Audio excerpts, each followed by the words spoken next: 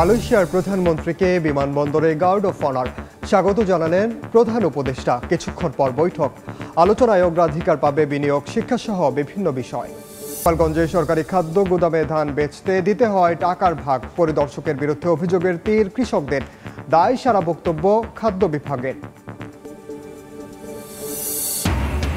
এবং ছুটির দিনে অস্থির নিত্যপণ্যের বাজার, মুন্সিগঞ্জ সাভারের বাজারে 15 টাকা পর্যন্ত বেড়েছে সবজির দর, ঊর্ধ্বমুখী চিকন চাল ও সয়াবিনের দামও, ক্রেতাদের ক্ষোভ।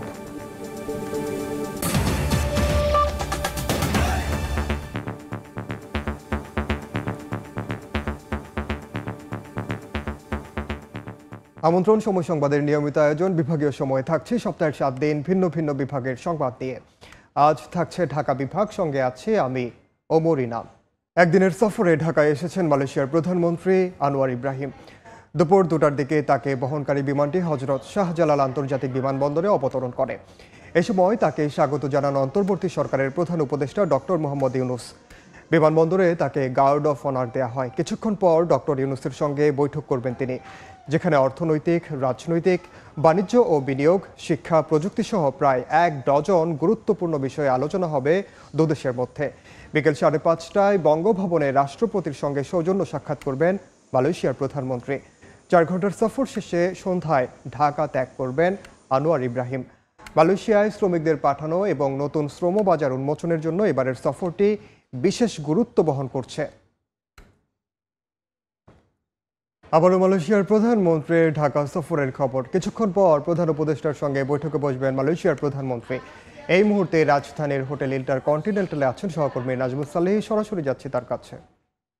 প্রধানমন্ত্রী এবং বাংলাদেশের প্রধান উপদেষ্টা ডক্টর মোহাম্মদ ইউনুস এই হোটেলের একটি কক্ষে এসে তারা প্রবেশ করেছেন এবং সেখানে আসলে তাদের কিছু চা বিরতির পরে তারা এক দ্বিপক্ষীয় বৈঠক অর্থাৎ 1-to-1 বৈঠকে মিলিত হবেন আনোয়ার ইব্রাহিম সঙ্গে প্রধান উপদেষ্টা ডক্টর মোহাম্মদ ইউনুস। সেই বৈঠকে আসলে অনেকগুলো ইস্যু আলোচনায় স্থান পেতে পারে বলে আমরা পররাষ্ট্র মন্ত্রণালয়ের সূত্র জানতে পেরেছি। অন্তত 12টি ইস্যু, আরও বেশি ইস্যুতেও এইখানে দ্বিপক্ষীয় যে বৈঠক সেখানে অনেকগুলো বিষয় আলোচনায় আসতে পারে। তার মধ্যে প্রধানতম হচ্ছে যে আপনি জানেন যে মালয়েশিয়ার বাংলাদেশে শ্রম বাজারে মালয়েশিয়া একটি বড় জায়গা। সেই জায়গাটিতে অন্তত আমরা পররাষ্ট্র মন্ত্রণালয়ের সূত্রে জানতে পেরেছি যে 10 লাখেরও বেশি বাংলাদেশি সেখানে অভিবাসী হিসেবে সেখানে রয়েছেন এবং তারা রেমিটেন্স বাংলাদেশে পাঠান এবং বাংলাদেশের অর্থনীতিতে তাদের একটি ভূমিকা রয়েছে। সেই শ্রমবাজারকে আরও কিভাবে বর্ধিত করা যায় এবং বাংলাদেশের আরও কোন কোন সেক্টরে বাংলাদেশ থেকে শ্রমিকরা সেখানে গিয়ে কাজ করতে পারে অথবা আরও কোন কোন প্রক্রিয়ায় বাংলাদেশ থেকে মানব সম্পদ সেখানে রপ্তানি করা যায়, এই সমস্ত বিষয়ের আসলে বিস্তারিত আলোচনা হতে পারে। তাছাড়া আপনি জানেন যে গত 31শে মে সর্বশেষ সময় সীমা ছিল বাংলাদেশ থেকে শ্রমিক মালয়েশিয়ায় যাওয়ার। সেখানে কিন্তু অন্তত 17,000 শ্রমিক এবার যেতে পারেননি তাদের সময়সীমার কারণে এবং বাংলাদেশের বাইরা যারা এই কাজটি করে থাকেন তাদের বিভিন্ন সমস্যার কারণে সেই ইস্যুটিও এবার আলোচনায় উঠতে পারে বলে জানতে পেরেছি এবং সেটিও তারা যৌক্তিক সমাধান চাইবে বাংলাদেশ। পাশাপাশি বড় একটি সমস্যা হচ্ছে বাংলাদেশের জন্য রোহিঙ্গা। সেই রোহিঙ্গা ইস্যুতেও মালয়েশিয়ার রোহিঙ্গার যাতে সম্মানজনক প্রত্যাবাসন মিয়ানমারে হয় সেই ইস্যুতেও মালয়েশিয়ার প্রধানমন্ত্রীর সঙ্গে বাংলাদেশের প্রধান উপদেষ্টার আলোচনা হতে পারে। এই ইস্যুটি হচ্ছে যে মালয়েশিয়া আগামী বছর আসিয়ান যে জোটভুক্ত 10টি দেশ রয়েছে তার চেয়ারম্যান রাষ্ট্র হিসেবে মালয়েশিয়া দায়িত্ব গ্রহণ করতে যাচ্ছে এবং বাংলাদেশ সেখানে আসিয়ানে এবার সেক্টরাল ডায়ালগ পার্টনার হতে চায়। যদি বাংলাদেশ সেক্টরাল ডায়ালগ পার্টনার হতে পারে তাহলে হচ্ছে রোহিঙ্গা প্রত্যাবাসনের যে ইস্যুটি সেটি আসলে ভয়েস রেস করাটা বাংলাদেশের জন্য অনেকটা সুবিধাজনক হবে। সেই জায়গাটিতে বাংলাদেশ যাতে এই আসিয়ানের সেক্টরাল ডায়ালগ পার্টনারের অংশ হতে পারে সেটি নিয়ে যেমন বাংলাদেশের পক্ষ থেকে দাবি আলোচনা থাকবে, ঠিক একইভাবে মালয়েশিয়া যখন আসিয়ানের চেয়ারম্যান রাষ্ট্র হিসেবে দায়িত্ব গ্রহণ করবে তখন রোহিঙ্গা প্রত্যাবাসনের ইস্যুটিও কিন্তু সেখানে আলোচনায় গুরুত্ব পাবে এবং এই রোহিঙ্গা প্রত্যাবাসন ইস্যুতে মালয়েশিয়ার পক্ষ থেকে যদি আসিয়ানের চেয়ারম্যান রাষ্ট্র হিসেবে তারা দায়িত্ব গ্রহণ করে তাদের সহযোগিতা চাইবে বাংলাদেশ। এছাড়াও নতুন কোনো কৌশলে মিয়ানমার থেকে আগত যে রোহিঙ্গারা আছে তাদেরকে প্রত্যাবাসনের যে ইস্যুটি সেটিও গুরুত্ব পেতে পারে। এই যেটি বলছিলাম যে অন্তত 58 জনের একটি প্রতিনিধি টিম নিয়ে বাংলাদেশে এসেছেন আনোয়ার ইব্রাহিম এবং এটি হচ্ছে ডক্টর মোহাম্মদ ইউনুসের অন্তর্বর্তীকালীন সরকারের প্রধান উপদেষ্টা হিসেবে দায়িত্ব গ্রহণের পর প্রথম কোনো সরকার প্রধান হিসেবে কেউ একজন বাংলাদেশে আসলেন এবং তার সাথে বাংলাদেশের বিভিন্ন ইস্যুতে আসলে আলোচনা হবে এবং এখানে যৌথ প্রেস ব্রিফিংয়ে এই বিষয়গুলো নিয়ে আসলে দুই পক্ষ থেকে আসলে জানানো হবে। এই ছিল আমার কাছে সর্বশেষ। সরকারি খাদ্য গুদামে স্বেচ্ছাচারিতার অভিযোগ উঠেছে গোপালগঞ্জ সদর খাদ্য পরিদর্শকের বিরুদ্ধে। কৃষকের অভিযোগ, টাকার ভাগ না দিলে তাদের কাছ থেকে কেনা হয় না ধান। এমনকি গত 15 আগস্টের অনুষ্ঠানে খাদ্য গুদাম থেকে 3 মেট্রিক টন চাল দিয়েছেন জেলা আওয়ামী লীগ সভাপতিকে। অবশ্য এ নিয়ে দায়সারা বক্তব্য খাদ্য বিভাগের। HM মানিকের ছবিতে জয়ন্ত শিরালির রিপোর্ট। সরকারিভাবে খাদ্যশস্য সংগ্রহ অভিযানে সরাসরি কৃষকের কাছ থেকে কেনা হয় ধান। অভিযোগ উঠেছে গোপালগঞ্জ সদর উপজেলায় অর্থ না দিলে কেনা হয় না ধান। কৃষকরা জানান, সদর উপজেলার খাদ্য পরিদর্শক ও খাদ্য গুদামের ভারপ্রাপ্ত কর্মকর্তা প্রবীর কুমার কীর্তনিয়া প্রত্যেক কৃষকের কাছ থেকে টাকা নেন। টাকা না দিলে তাদের ফিরিয়ে দেওয়া হয়। এ কারণে অনেকেই খাদ্য গুদামে ধান বিক্রি না করে স্থানীয় বাজারে বিক্রি করছেন। টাকা ঘুষ না দিলে ধান নেব না, এই কথা কয়। তারপর সে ধান নেয় নাই, সে ধান নিয়ে বাড়ি পরে সস্তা বেশি দিতেছে। ধান নেয় না, ঘুষ চায়। 5,000 টাকা দিয়েছি, সে ধান নেছে। ও সিলেসডি নাম করে একটা অফিসার। শুধু আর্থিক অনিয়ম নয়, অভিযোগ উঠেছে 15 আগস্টের অনুষ্ঠানে খাদ্য গুদাম থেকে জেলা আওয়ামী লীগের সভাপতিকে 3 মেট্রিক টন চাল দিয়েছেন অভিযুক্ত প্রবীর কুমার। এ নিয়ে জানতে চাইলে ক্যামেরার সামনে কথা বলতে চাননি অভিযুক্ত। তবে সম্প্রতি মোবাইলে ধারণ করা তার একটি সাক্ষাৎকারে তিনি চাল দেওয়ার কথা স্বীকার করেন। আপনিও জানেন, সবাই জানে 20 টন চাল দাবি করছে 15 আগস্ট। আমি বলছি না, আমি 20 টন চাল কোথা থেকে দেবো না বলছি। তখনই সে আমার বিরুদ্ধে একটা কমপ্লেন তার আমি টাকা দিইনি। কি দিয়েছেন? সে তারা সেই 15 আগস্ট পারপাস 3 টন চাল নিয়েছে। এ বিষয়ে কথা বলতে জেলা আওয়ামী লীগের সভাপতি মাহবুব আলী খানের সঙ্গে যোগাযোগের চেষ্টা করেও তাকে পাওয়া যায়নি। তবে এসব নিয়ে দায়সারা বক্তব্য খাদ্য বিভাগের। কৃষক তার অ্যাকাউন্ট থেকে সে নিজে টাকা তোলে। এখানে টাকা নেওয়ার ব্যাপারটা আমার জানা নাই এবং আমার এও বাইরে যে এটা হওয়ার কথা না। এইখান থেকে টাকা নেয় কিনা যদি আপনারা বলেন, তাইলে আমরা যদি অভিযোগের মতো করেন, তাইলে আমরা এটা তদন্ত কমিটি করে দেখব। 32 টাকা কেজি দরে 2256 মেট্রিক টন ধান সংগ্রহের বরাদ্দ থাকলেও চলতি মৌসুমে গোপালগঞ্জে 249 জন কৃষকের কাছ থেকে সংগ্রহ হয়েছে মাত্র 748 মেট্রিক টন ধান। জয়ন্ত শিরালি, সময় সংবাদ, গোপালগঞ্জ। দীর্ঘদিন সংস্কারের অভাবে চলাচলের অনুপযোগী রাজবাড়ী পৌরসভার বেশিরভাগ সড়ক। খানাখন্দে ভরা সড়কগুলোতে প্রায়ই ঘটছে দুর্ঘটনা। সামান্য বৃষ্টিতেই সৃষ্টি হচ্ছে জলাবদ্ধতা। চলাচলে দুর্ভোগ পোহাচ্ছেন পৌরবাসী। তবে শিগগিরই সড়কগুলো সংস্কারের আশ্বাস কর্তৃপক্ষের। আশিকুর রহমানের রিপোর্ট। বিটুমিন আর খোয়া উঠে সড়কে তৈরি হয়েছে খানাখন্দ।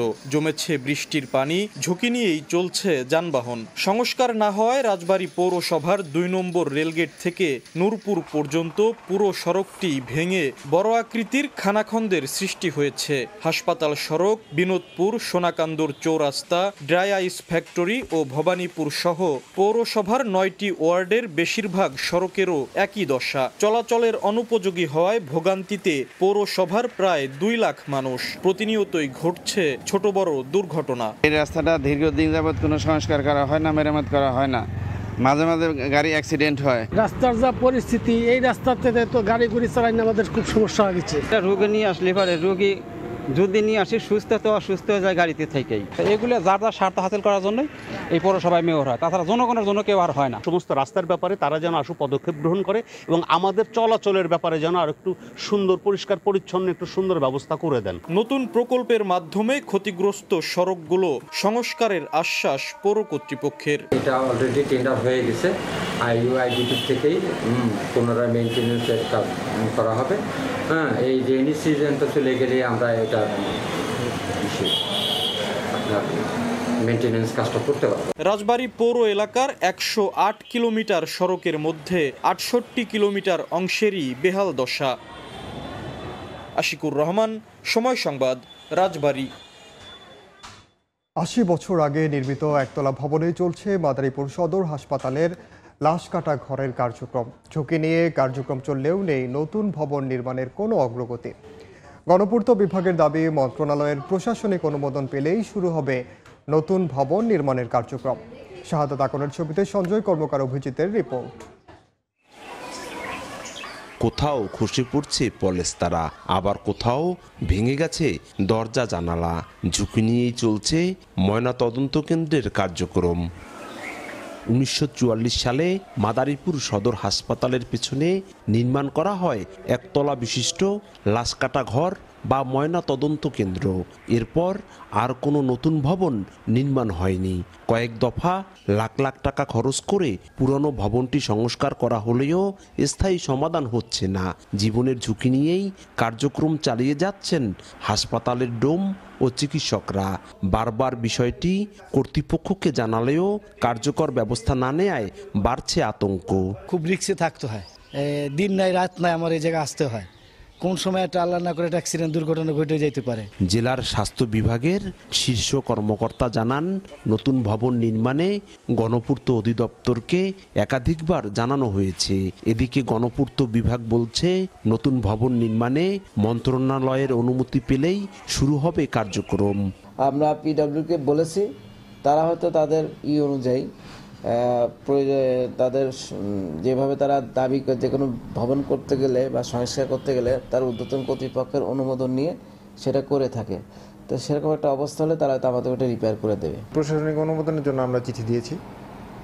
এটা যদি ঊর্ধ্বতন কর্তৃপক্ষ এটা প্রশাসনিক অনুমোদন দেয়, সেক্ষেত্রে আর্কিটেক্ট ডিপার্টমেন্ট তারপরে এটা ডিজাইন করবে। ডিজাইনের পরে আমরা ডিটেইল এস্টিমেট করব। একজন ডোমের সহযোগিতায় হাসপাতালের গঠিত কমিটির চিকিৎসকরা লাশের ময়নাতদন্ত করে থাকেন। মাদারীপুর জেলা সদর হাসপাতালের মর্গে প্রতি মাসে 15 থেকে 20টি লাশের ময়নাতদন্ত করা হয়, যার 1/3 অজ্ঞাত। এসব পরিচয়হীন লাশের দাফন করা হয় পৌর কবরস্থানে। সঞ্জয় কর্মকার, অভিজিৎ, সময় সংবাদ, মাদারীপুর। করার আছে শারদীয় দুর্গাপূজা পুরো দমে চলছে শেষ মুহূর্তের প্রস্তুতি। পূজা মণ্ডপগুলোতে প্রতিমা তৈরি ও সাজাতে ব্যস্ত শিল্পীরা। সার্বিক নিরাপত্তায় আয়োজক কমিটির পাশাপাশি সতর্ক অবস্থানে যৌথ বাহিনী। হাতের নিপুণ ছোঁয়া ও রং তুলির আঁচড়ে রাঙানো হচ্ছে দেবী দুর্গাকে। সাজসজ্জার জন্য পরানো হচ্ছে অলংকার। চারপাশে এখন উৎসবের আমেজ।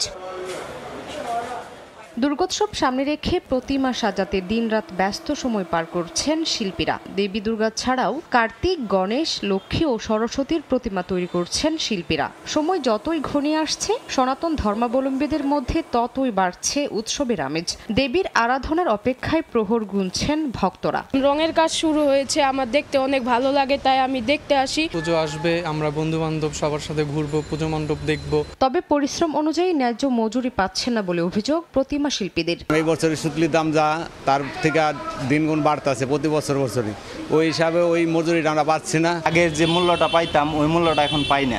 সব জিনিসপাতির দাম বাইরে যাওয়াতে ওই মূল্যটা পাওয়া যায় না। সরকারের নির্দেশনা অনুযায়ী প্রতিটি পূজা মণ্ডপে ধর্মীয় সম্প্রীতি বজায় রেখে উৎসব পালনের প্রস্তুতি নেওয়া হচ্ছে বলে জানান আয়োজকরা। স্বতঃস্ফূর্ত অংশগ্রহণ থাকলে সব সম্প্রদায় তাইলে মনে হয় আমি মনে করি যে আমরা আরো বেশি নিরাপদ। সম্পূর্ণ ধর্মীয় ভাব গাম্ভীর্যের মাধ্যমে আমাদের দুর্গোৎসব হবে।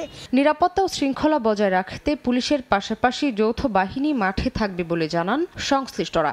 নির্ভয়ে আনন্দঘন পরিবেশে ধর্মীয় সম্প্রীতিতে একটা পুজো উদযাপনই হচ্ছে আমাদের মূল উদ্দেশ্য। যেসব মণ্ডপগুলো অধিক ঝুঁকিপূর্ণ সেখানে এবার পুলিশ ফোর্সের সংখ্যা বাড়ানো হয়েছে এবং আমাদের পুলিশের পাশাপাশি আনসার এবং টহলে পুলিশ থাকবে। আগামী 9 অক্টোবর ষষ্ঠী পূজার মধ্য দিয়ে শুরু হবে দুর্গাপূজার আনুষ্ঠানিকতা, আর 13 অক্টোবর দেবী বিসর্জনের মাধ্যমে শেষ হবে এই বছরের দুর্গোৎসব। শামিমা শাম্মী, সময় সংবাদ। এদিকে মাদারীপুরে শারদীয় দুর্গাপূজাকে ঘিরে মণ্ডপে মণ্ডপে চলছে শেষ মুহূর্তের প্রস্তুতি। মাটির কাজ শেষে চলছে রং তুলির কাজ। এই মুহূর্তে শহরের বলরাম দেব মন্দিরে আছেন সহকর্মী সঞ্জয় কর্মকার। অভিজিৎ, সরাসরি যাচ্ছে তার কাছে। অভিজিৎ, আগামী বুধবার ষষ্ঠী পূজার মধ্যে শুরু হচ্ছে হিন্দু ধর্মাবলম্বীদের সবচেয়ে বড় উৎসব শারদীয় দুর্গাপূজা। মাদারীপুর জেলায় প্রায় 450 মণ্ডপে এই উৎসব অনুষ্ঠিত হবে। এর মধ্যে রাজৈর উপজেলায় মণ্ডপের সংখ্যা 250-এরও বেশি। প্রতিটি মণ্ডপে ইতিমধ্যে শেষ হয়েছে। এই অনুষ্ঠানকে ঘিরে যে প্রতিমা শিল্পীদের যে শেষ সময়ের ব্যস্ততা শেষ হয়েছে। অধিকাংশ মণ্ডপগুলোতেই মাটির কাজ শেষে রং তুলির কাজ শেষ পর্যায়ে। দিনরাত তারা সমান তালে কাজ করছে, দম ফেলার সুযোগ নেই প্রতিমা কারিগরদের। আমরা এই মুহূর্তে রয়েছি মাদারীপুর শহরের আমিরাবাদ এলাকার বলরাম দেব মন্দিরে। সেই মণ্ডপটিরও যে প্রতিমা, সেই প্রতিমাও কিন্তু রং তুলির কাজ শেষ হয়েছে। শেষ মুহূর্তে মালা পরানো হচ্ছে। হচ্ছে এবং সামান্য কিছু কাজ বাকি রয়েছে, সেটি হয়তো বা আজকে সন্ধ্যার মধ্যে শেষ হবে বলে আমাদেরকে জানিয়েছে এখানকার যে প্রতিমা কারিগর রয়েছে তারা আমাদেরকে জানিয়েছে। জেলার পুরো পূজা মণ্ডপকে ঘিরে আইন শৃঙ্খলা তৎপরতা বৃদ্ধি করা হয়েছে। আমরা কথা বলেছিলাম মাদারীপুরের পুলিশ সুপার সাথে, তিনি আমাদেরকে জানিয়েছেন যে আগামী বুধবার থেকেই যেহেতু পূজার আনুষ্ঠানিকতা শুরু, সেই জন্য তারা পূজাকে ঘিরে তারা ব্যাপক প্রস্তুতি নিয়েছেন। 3 স্তরের নিরাপত্তা ব্যবস্থা থাকবে বলে আমাদেরকে জানিয়েছেন। আমরা কথা বলেছিলাম পূজা উদযাপন পরিষদের সভাপতি প্রাণতোষ মণ্ডলের সাথে, তিনিও জানিয়েছেন যে স্বেচ্ছাসেবক দলের সমন্বয়ে প্রতিটি পূজা মণ্ডপে যাতে আনুষ্ঠানিকতা বাড়ানো হয় এবং দর্শনার্থী ভক্তরা যাতে নির্বিঘ্নে পূজা মণ্ডপে আসতে পারেন এবং পূজা শান্তিপূর্ণভাবে অনুষ্ঠিত হয় সেই ব্যাপারে তারা কমিটির সাথে কথা বলেছেন এবং স্বেচ্ছাসেবক দল গঠন করেছেন। অর্থাৎ গতবারের চেয়ে এবারের পূজা আরো বেশি জাঁকজমকপূর্ণ হবে এবং উৎসব মুখর পরিবেশে শেষ হবে বলে আমাদেরকে জানিয়েছে পূজা উদযাপন পরিষদের পক্ষ থেকে। আগামী রোববার অর্থাৎ 13ই অক্টোবর দশমী পূজার মধ্য দিয়ে শেষ হবে হিন্দুদের সবচেয়ে বড় যে ধর্মীয় অনুষ্ঠান শারদীয় দুর্গা উৎসব, সেটি সমাপ্ত হবে। তো এই ছিল আমার কাছে যে প্রতিমার যে শেষ পর্যায়ে যে রং তুলি শেষে যে মালাবরণ করা হচ্ছে তার সর্বশেষ। সরাসরি যুক্ত ছিলাম মাদারীপুরে।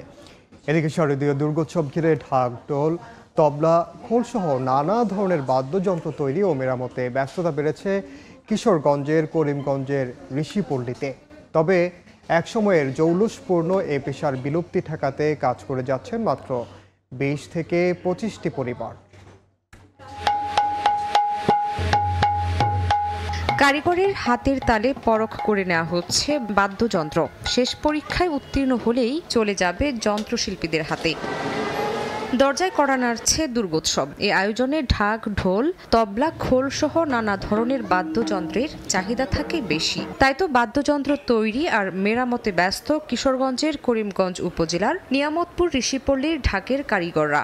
মৃদঙ্গ, নাল, বাউল গানের ডোল, এরপরে চারডাম, বিডডাম, এগুলা কাজ করি। ছেলেপেলে লয়ে অনেক কষ্ট করে তাহলে এই কাজ আমরা ধৈর্যই রাখছি। 14-15 বছর হয়েছে এই সময় থেকেই আমি বাবার সাথে এই কাজ করে আইছি। বাদ্যযন্ত্রের কারিগরদের জীবনমান উন্নয়ন ও অর্থনৈতিক সহযোগিতার মাধ্যমে এই পেশাকে টিকিয়ে রাখতে নানা উদ্যোগের কথা জানান জেলা সমাজসেবা কার্যালয়ের শীর্ষ কর্মকর্তা। পেশাটা যাতে টিকিয়ে রাখতে পারে, তারপরে তাদের জন্য ভাতার ব্যবস্থা করা হয়েছে। একসময় ঋষিপাড়ায় শতাধিক ঢাকঢোলের কারিগর ছিল, বর্তমানে টিকে আছে মাত্র 20 থেকে 25টি পরিবার।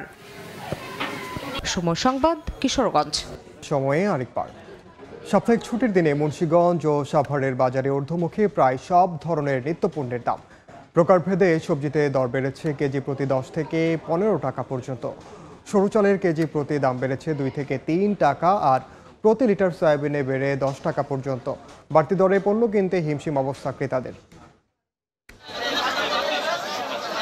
সাপ্তাহিক ছুটির দিনে ক্রেতা বিক্রেতার হাক ডাকে সরগরম মুন্সিগঞ্জের বাজার। সপ্তাহের ব্যবধানে বাজারে প্রায় প্রতিটি সবজিতে দাম বেড়েছে 10 থেকে 15 টাকা পর্যন্ত। 10 টাকা বেড়ে আলু বিক্রি হচ্ছে 60 টাকা কেজিতে। এছাড়া বেগুন 60, শসা 55 এবং কাঁচামরিচ বিক্রি হচ্ছে 200 টাকা কেজি দরে। পেঁয়াজ বিক্রি হচ্ছে 100 টাকা কেজিতে, আদা 250 ও রসুন 240 টাকা। এদিকে সরবরাহ ঠিক থাকলেও মাছের বাজারও ঊর্ধ্বমুখী।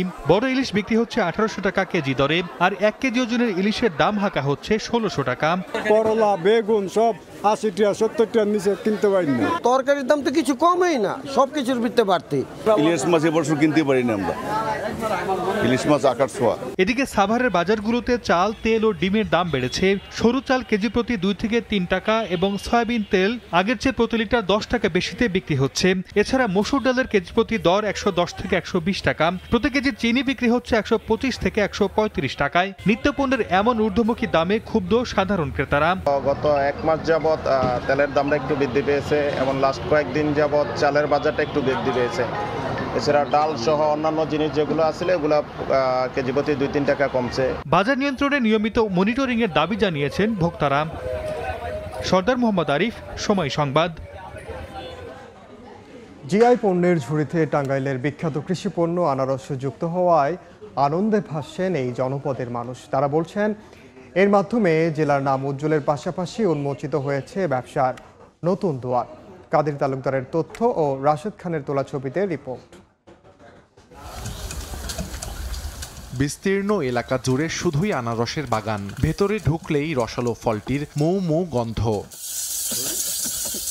আনারসের রাজধানী হিসেবে খ্যাত টাঙ্গাইলের মধুপুর গড়াঞ্চল। বাংলাদেশে সর্বপ্রথম ফলটি চাষের গোড়াপত্তন হয় 1942 সালে। ইতিহাস থেকে জানা যায় মেঘালয় থেকে 750টি চারা এনে মধুপুরের ইলিতপুর গ্রামে চাষ শুরু করেন গারো সম্প্রদায়ের এক কৃষক। পরে তার মাধ্যমে দেশের বিভিন্ন অঞ্চলে ছড়িয়ে পড়ে আনারস আবাদ। বর্তমানে দেশে সবচেয়ে বেশি চাষ হয় জায়ান্ট কিউ, হানি কুইন ও MD2 জাতের আনারস। সম্প্রতি শিল্প মন্ত্রণালয়ের পেটেন্ট, শিল্প নকশা ও ট্রেডমার্কস অধিদপ্তরের স্বাক্ষরিত প্রজ্ঞাপন জারি হয়। এতে 31 নম্বর শ্রেণীতে এই কৃষি পণ্যটি GI 52 হিসেবে তালিকাভুক্ত হয়। এতে খুশির জোয়ার বইছে আনারস চাষি ও জেলার সর্বস্তরের মানুষের মাঝে। GI পণ্য হিসেবে আমরা স্বীকৃতি পাওয়ার জন্য আমাদের আরো উৎসাহ বেশি বাড়লো। আমরা দিন আরো বেশি বেশি আরো ফসল আবাদ করতে পারবো। দেশের আনারস বিভিন্ন জায়গায় যায়, মধুপুর যায়, টাঙ্গাইল, ঢাকা, চান্দরা। দেশের বাইরে গেলে আমরা অনেক আরো খুশি হব, আমরা লাভ হব, আমরা উৎসাহ থাকবো। বেশি দামে বিক্রি করতে পারি তাহলে আমাদের দেশের একটা উন্নয়ন। সারা বিশ্বে যদি আনারস আমরা বিক্রি করতে পারি তাহলে অবশ্যই দেশের আরো ভালো হবে। উপজেলা কৃষি কর্মকর্তা বলছেন, মধুপুরের আনারস রপ্তানি করে বৈদেশিক মুদ্রা অর্জনে প্রয়োজনীয় ব্যবস্থা নেওয়া হবে। এটি বিশ্বব্যাপী একটি ব্র্যান্ডিং ভ্যালু হলো যে মধুপুরের আনারস। তো সেক্ষেত্রে আমাদের সামনে রপ্তানির অনেক সুযোগ প্রসারিত হবে। রপ্তানি করার জন্য কিছু নির্দেশনা আছে, অবশ্যই তাকে নিরাপদ আনারস চাষ করতে হবে। প্রচলিত যেই হরমোন প্রয়োগ করছে মানে বিচার বাধাহীনভাবে, সেভাবে হরমোন প্রয়োগ করা যাবে না। চলতি বছর জেলায় 7,600 হেক্টর জমিতে আনারসের চাষ হয়েছে। সময় সংবাদ, টাঙ্গাইল। বিভাগীয় সময়ের শীর্ষ সংবাদগুলো জানিয়ে দিচ্ছি আরেকবার।